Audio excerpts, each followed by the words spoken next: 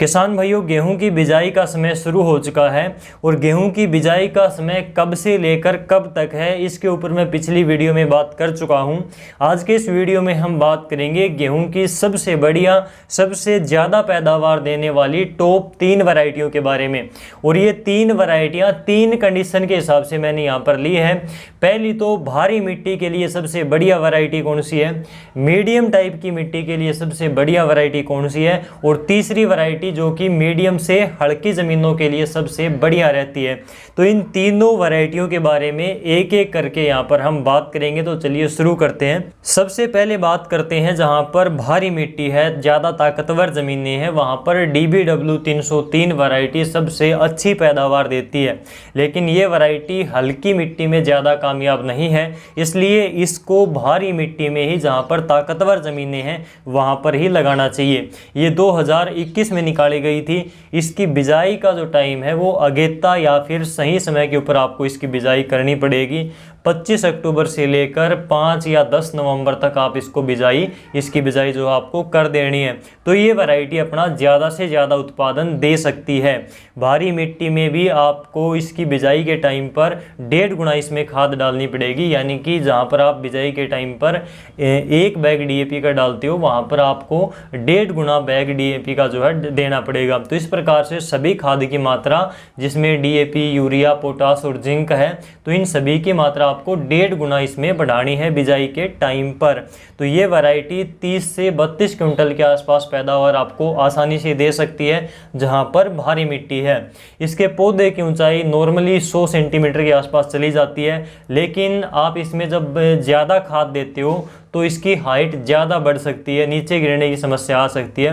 तो उसको कंट्रोल करने के लिए जो लियोसिन PGR आता है, तो लियोसिन का आपको इसमें एक स्प्रे करना है 50 से 55 दिन पर। और अगर आपको लगता है कि अभी भी हाइट इसकी ज़्यादा जा रही है, तो 80 से 85 दिन पर आपको जो है इसमें लियोसिन का दोबारा से स्प्रे कर देना है।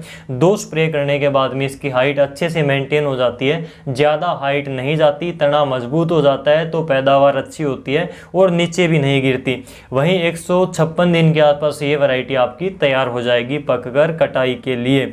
और पैदावार मैंने आपको बताई 30 से 32 क्विंटल के आसपास इसकी आ जाती है। तो इस प्रकार से ओवरऑल जहाँ पर भारी मिट्टी है, अच्छी ज़मीनें हैं, ताकतवर मिट्टी जहाँ पर है, वहाँ पर ये वैरायटी सबसे ज़्यादा पैदावार फ़िलहाल निकाल सकती है, ज़्यादा पैदावार देने वाली वैरायटियों में आती है। और इसमें पीला भूरा रतवा की शिकायत भी कम देखने को मिलती है, बिल्कुल ही नए के बराबर। ये नई वैरायटी जो आई है WH 1270 हरियाणा एग्रीकल्चर यूनिवर्सिटी की तरफ से, ये भी भारी मिट्टी के लिए बताया जा रहा है कि सबसे ज़्यादा पैदावार देने वाली वैरायटी है। पिछले साल इक्का दुक्का किसानों को इसका बीज दिया गया था, लेकिन इसका सही रिजल्ट इस साल हमें देखने को मिलेगा, क्योंकि किसान मेला जो था हरियाणा एग्रीकल्चर यूनिवर्सिटी में, उसमें भी इसका काफ़ी किसानों को बीज मिला है अब की बार। और नेशनल सीड कॉरपोरेशन के द्वारा भी इसका बीज मिल रहा है फार्मर को, और प्राइवेट कंपनियों के द्वारा भी इसका बीज फार्मर को दिया जा रहा है अब की बार। तो इसका सही रिजल्ट इस साल ही निकल कर आएगा। लेकिन फिलहाल DBW 303 भारी मिट्टी के लिए बहुत ही ज़बरदस्त वैरायटी है।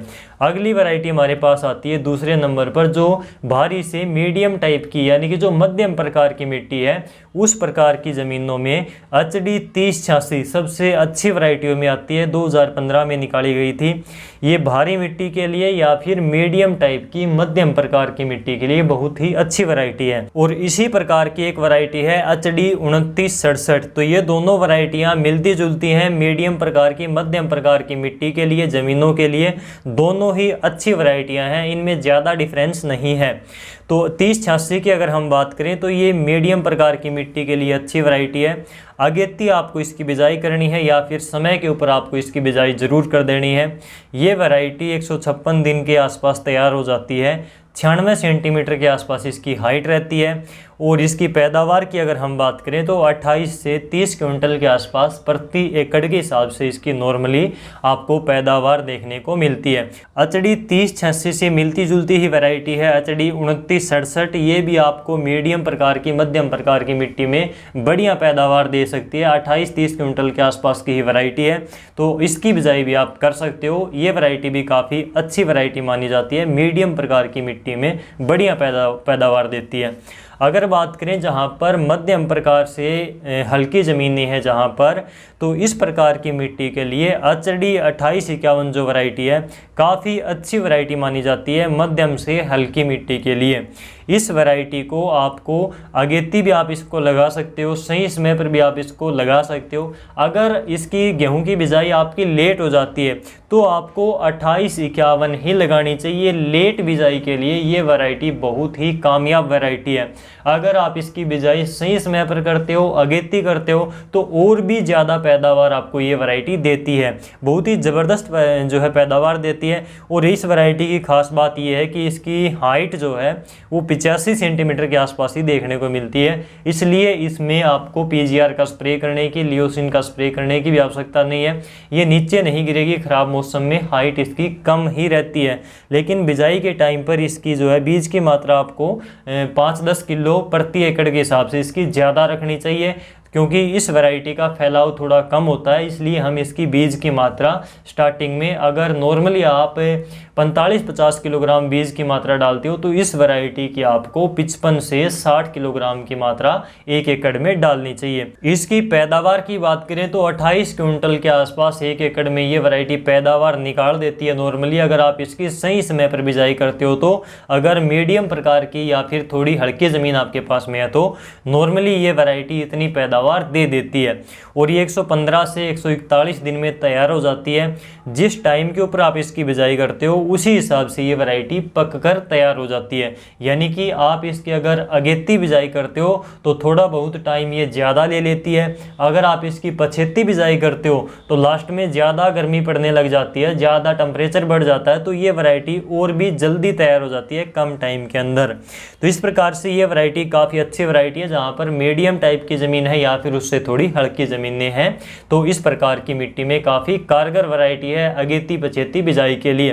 तो ये यहाँ पर मैंने 3 अलग अलग कंडीशन के हिसाब से आपको 3 अलग अलग वैरायटियाँ बताई। टॉप 3 वैरायटियाँ इनको हम कह सकते हैं गेहूं की।